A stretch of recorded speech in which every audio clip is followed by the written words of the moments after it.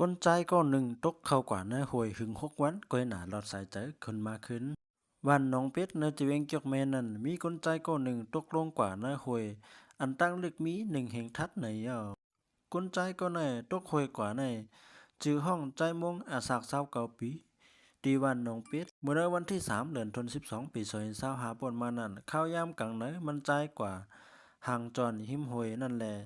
จังปราดลงหวยเสตกหวยกว่าหึงหมอก6 วัน อยู่ที่จุ้มไผ่แกดแค้หมดไผ่ขาวจอยมันใจออกมาขึ้นมือยามไว้วัน2 โมงมือว่าในข่าวดัง6 วันในมันใจอ่ำไรกินสังสีตาตึกมีล้มสายใจอยู่ห้วยอันมันใจปราตกกว่านั้นลึกแข้งหนาแลมันใจคัดเจอกันขึ้นมาก็อ่ำไรอยู่ดีจุ้มจอยแถมเขาลาดว่าตาเอามันใจขึ้นมาแน่เลยหยาบใจเต้ๆวันในยากอบมันเลยตกหวยกว่าแลมือวันที่7 เดือนธันวาคมปี2025นั่นกวนเฮือนมัน กว่าย้อนตั้งใจแถมถึงทีจุ้มลุมแกดแขก้นหมดไฟอยู่ที่จุ้มไผ่แกดแขหมดไฟเขาก็ลัดว่าก้นแขหมดไฟเฮาขา15ก็อ่อนกันกว่าจอยแถมมั่นใจขึ้นมากขึ้นหันมั่นใจมีหอยเจ็บหมาดจอมโตเสตา